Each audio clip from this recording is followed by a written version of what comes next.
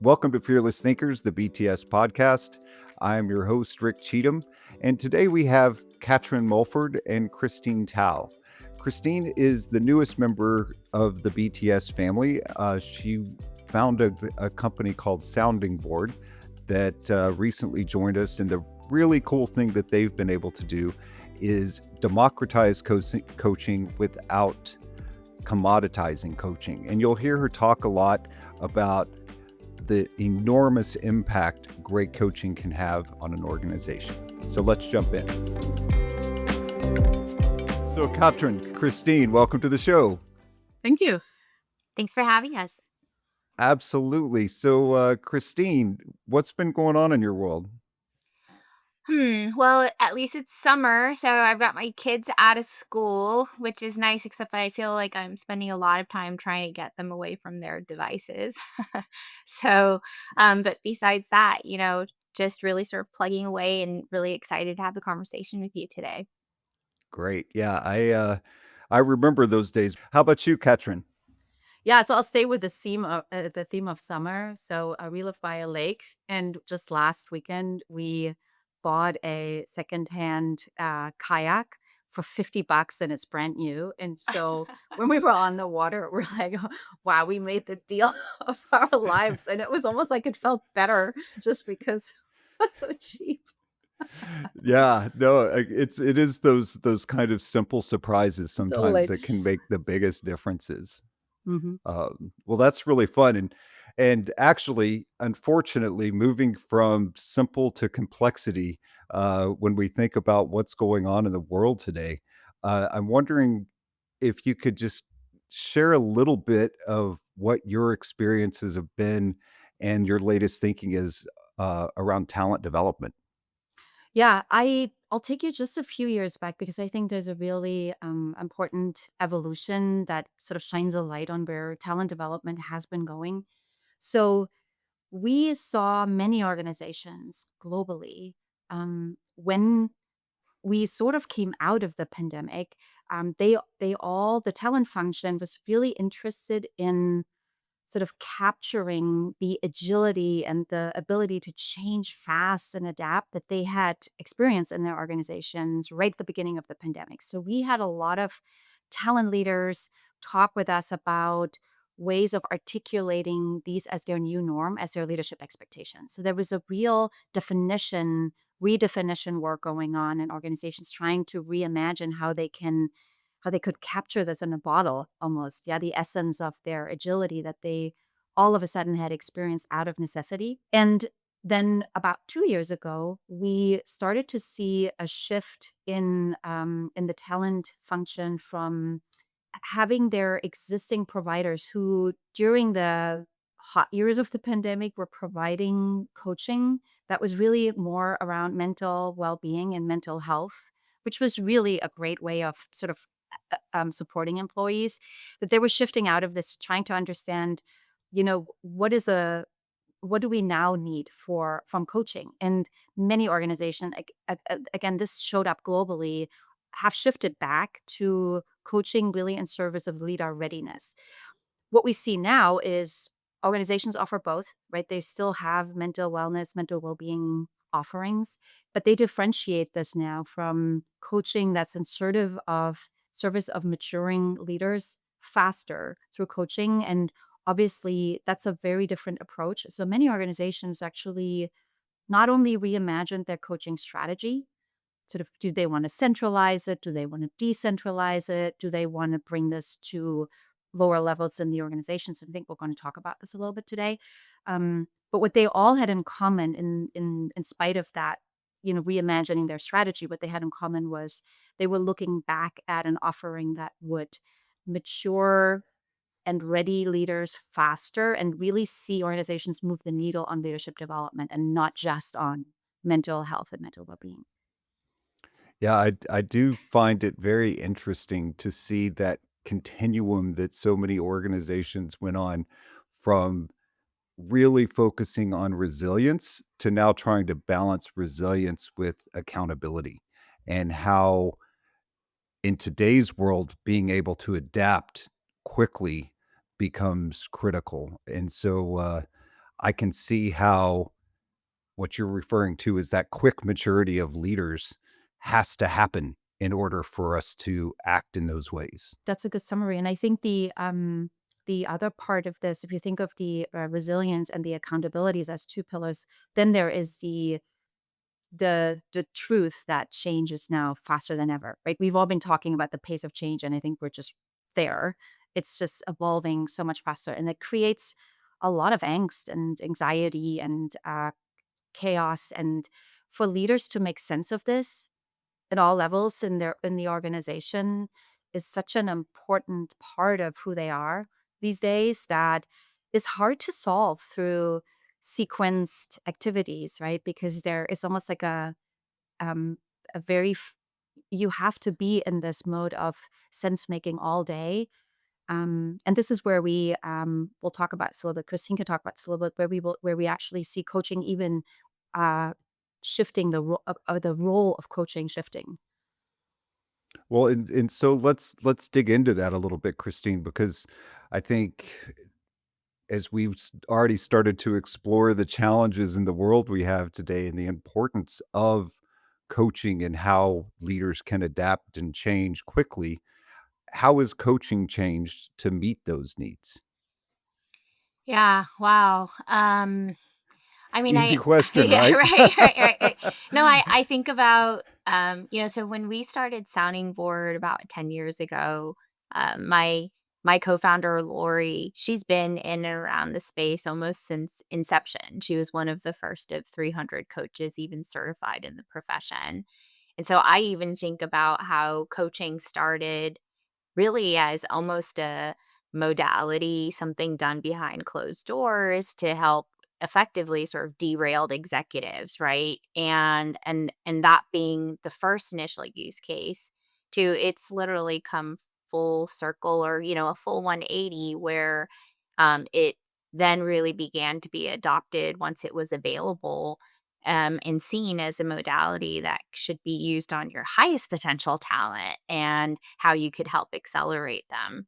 And then I think what we're seeing now, especially with technology enabling coaching at every level in different forms, in different use cases, is that like the sort of use cases for coaching are boundless, right? People are discovering more and more, and clients we're seeing are discovering new use cases where they're seeing how powerful coaching can be, whether it's standalone, whether it's integrated into a broader program or a learning journey, or potentially at different critical moments or transitions within a leader's sort of life cycle or career progression. That's been the part that I've found super fun to see because it you just start to understand that sort of at its core the reason coaching is so powerful is that it's personalized, and so it has this ability to be able to be used for so many use cases, which is why we see leaders really embracing it because they feel like no matter what I'm facing, this is a coach and someone to help me through that is something that I can see not only helps me as a form of support, but really also as a really powerful form of development. Well, so I'd love to go a little bit deeper and probably hear from both of you on this. How coaching, when I think about even my own experience being coached, what's so powerful about it is that it's uniquely me and it's uniquely now and the things that I am facing. But I'm also hearing some level of flavor about this is how we also level up the entire organization or a larger part of the organization. So I would love to hear your thoughts on that and possibly even a story or two of how that's played out in the real world. What's interesting, I think, is that if you think about how organizations traditionally tried to develop leadership capabilities at scale, that was often in a content driven experience or perhaps in training or an in person, where it was oriented around how are you and what content are you delivering that allows you to upskill those employees. So by default, it had to be the same for all of the participants, right? And I think, like you said, the fact that now when you move into whether it's one-on-one models or group models, you can still have those that sort of orientation of what's the broader capabilities you're trying to develop across the organization, but then actually have that translated down when it's an individual into like how does that show up for you, Rick? And so I think that's really why it gets exciting because at the core we have a common set of capabilities often from client to client that they want to see within their leaders. Then they have behaviors that they define in terms of how exemplifying that, how to do that at a high level. But then the individual, how do you meet those expectations? We all have very different needs and gaps we have to close or opportunities to be able to do that. And I think that's really the beauty of how you can see, at scale, a company can actually achieve their goals and you still allow that leader to have a very individualized experience about how to get there. I think I would add that, if I think of for a moment about the types of briefings we get from clients and when they talk with us about developing their leaders, and how probably the one capability, competency, whatever it's called, that's now on every list is navigating uncertainty. Right? Getting ahead, reading weak signals. It gets interpreted in many ways, but sort of navigating uncertainty is huge. And so it's really worthwhile as an organization to then figure out, well, what these leaders need in order to navigate uncertainty? But then you can also look at this from the lens of what's my own relationship to uncertainty? And that's actually better addressed in coaching because what my relationship to uncertainty is and how that shows up in my current context and my role is very different from yours, Rick, and from Christine's.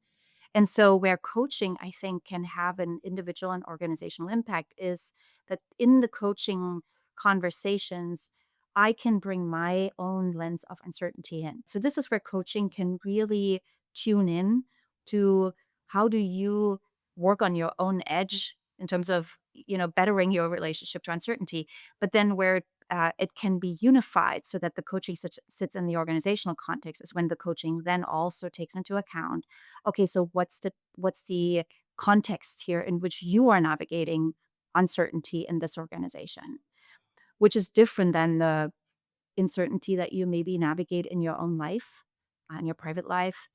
They're blending together. And I think the coaching is impactful when it looks at both lenses, the individual lens and then the contextual lens. But it really allows organizations to hone in on really complex capability aspects of humans right now that aren't solved in just one way or through a training.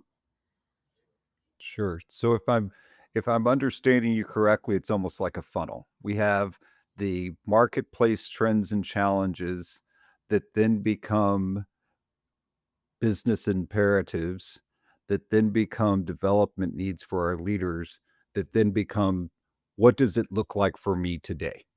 Am I getting it? Yeah, and what's my own experience I'm bringing to this, right? Where's my Yeah, starting point? So I go the funnel for going the funnel back up. Everyone has their own starting point in that funnel at that bottom of that funnel, and that's where coaching I think that's really where the personalization is in my mind. cool. And so this is gonna be a tough one because I'm sure there are members of our audience that live, breathe, love coaching, even certified coaches that are listening to us right now. And there are members of our audience that have adjacency interest to coaching. I'm wondering if you could say a bit more about levels of coaching and how that could work, especially as you're talking about that personalization and how that could happen potentially in small groups or for a broader audience than we think of, only the hypos or only the problematic executive that we've all heard of in the past. Yeah, I think so. We support one-on-one coaching, we support group coaching, and then BTS, even prior to the acquisition from Sounding Board, has really integrated embedded coaching as part of broader journeys that could even be delivered to individual contributors. I think the commonality is really that um, in very, very simple terms, the coaching is often helping people put things into practice. How do you practice those behaviors? How do you start to shift those mindsets? And whether it's in a one on one setting or in a group setting. And coaching innately is focused on not telling somebody the answers, but really helping a leader through deep inquiry, curiosity, and really trusting that they have the right answer themselves. But being able to, why we call our company Sounding Board, be a sounding board for those leaders to reflect and to then be able to achieve these deeper insights that often then lead to deeper mindset shifts, which then drive the behavior change. And, the research has shown BTS has an incredible amount of research in the mindset space that for you to have real sustainable behavior change, it's linked to a need for a deeper mindset shift in order to actually sustain that behavior change. Yeah, I just want to double click on what Christine just mentioned, which is the idea of shifting mindset. We all have been there ourselves, right? We have all been stuck some point in our life and our career. And if we peel the onion, we actually often notice that it's some sort of story we tell ourselves. And it's so much on autopilot that we don't even know we're telling ourselves a story and we become the story.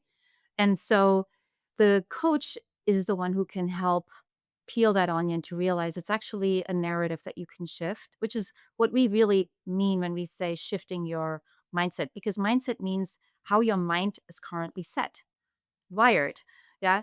Um, and so it's actually a rewiring, which takes time, which takes courage, which takes place and space to fall down, fail, try again, come back up. We've all been there. Now imagine you are a people manager for the first time and you're really excited about this promotion.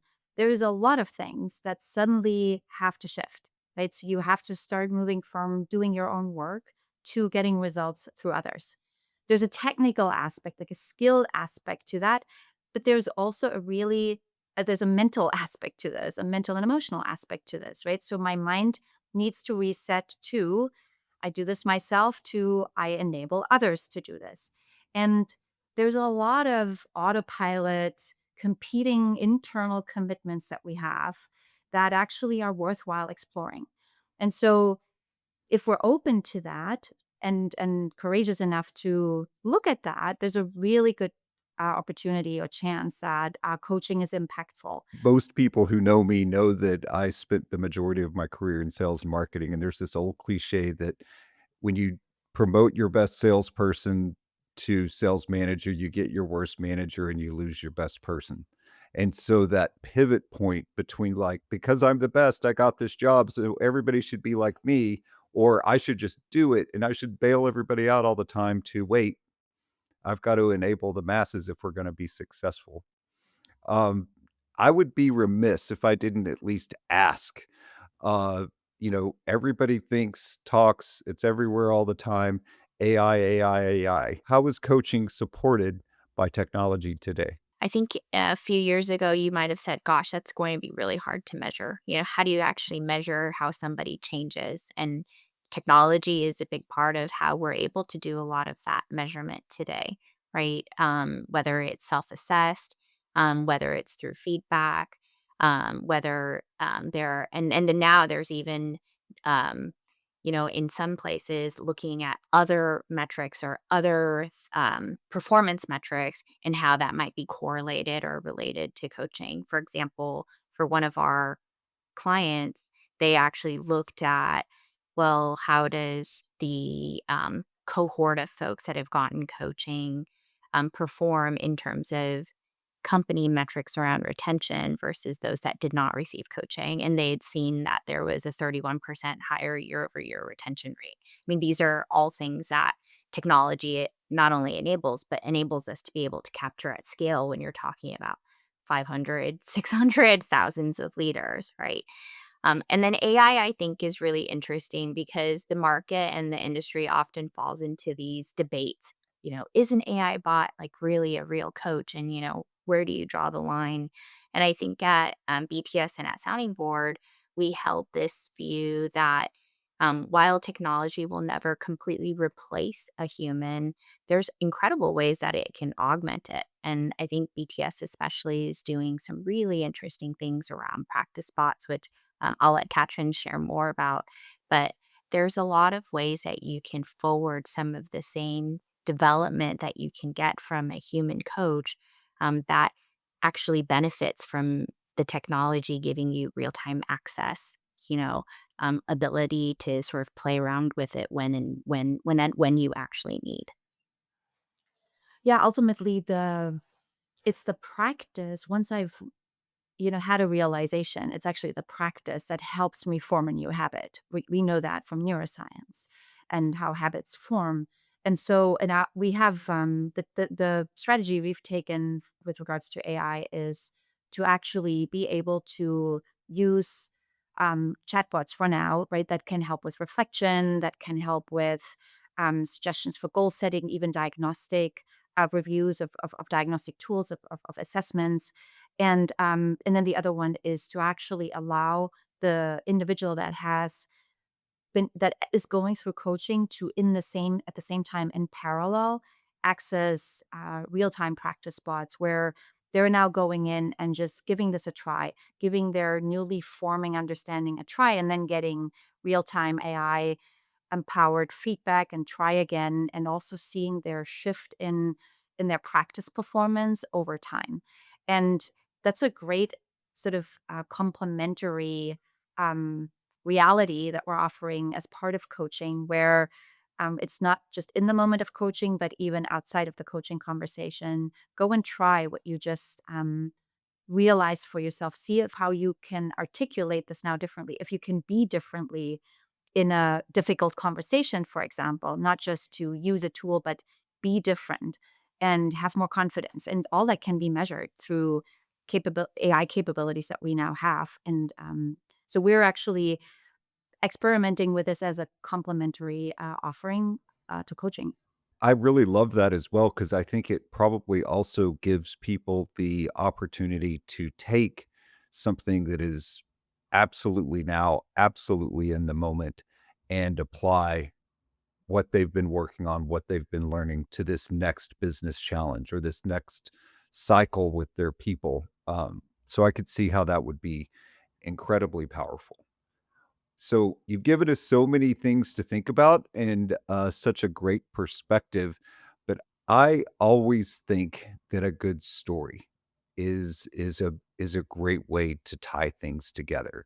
So Christine, I'm wondering if you wouldn't mind just giving us an example of a story of what this looks like in action when it's done really well and right.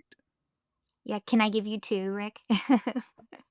Just this once I'll allow it. No, absolutely. So, we have a longstanding client in the fintech space.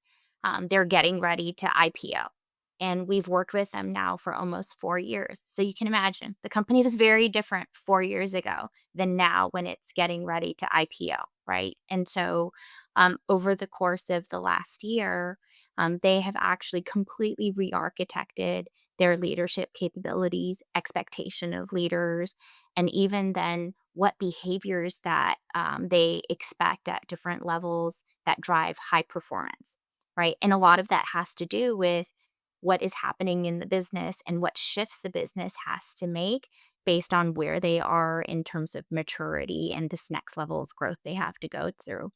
And what's been really interesting is that our coaching program now has changed with them. And we are now currently re architecting the next cohort to make sure that that's aligned with those. And we know that oftentimes now, given the pace of change, that strategy might be happening, shift might be happening, I don't know, every 6 months, right? And so you can't spend, 5 months designing something by the time you're getting ready to launch it. It's already not relevant. So to me, that's really one super interesting example of why you need an agile model in terms of how you're even approaching some of these shifts in the business, which coaching delivers really well. Um, the other is totally different. So think healthcare system. We work with one of the largest healthcare systems in Georgia. It's a Wellstar. We've had a great relationship with them where we've coached over 500 leaders over the course of the last few years.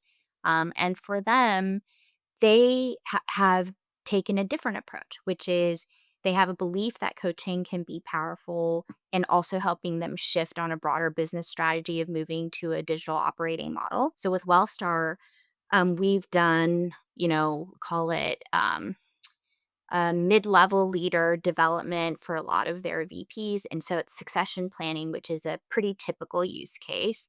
But they also have looked at the healthcare system overall was experiencing record burnout and stress and having a lot of challenges holding on to talent, especially around nurse practitioners and nurse managers. And so we've even deployed coaching for nurses, and they've shown the flexibility of the coaching model meant, oh, because it was, mobile, because it was on demand, it could actually accommodate these sort of different schedules that someone had that wasn't at a corporate job that was just at their desk. And we've even tried it in their innovation arm. So I feel like that's what I was sort of pointing to at the start of our conversation. What's exciting is that some of the most innovative companies are actually really trying a lot of different use cases to see what impact it's having. And at least for Wellstar, almost 100% of participants said they could immediately apply that to their work. They're seeing increases in those capability and development and retention, all really critical metrics that they needed to impact at a business level.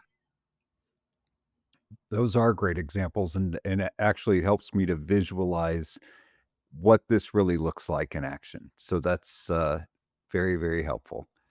Well, I want to thank you both. I'm sure our audience got a lot out of today and really appreciate the time you spent with us.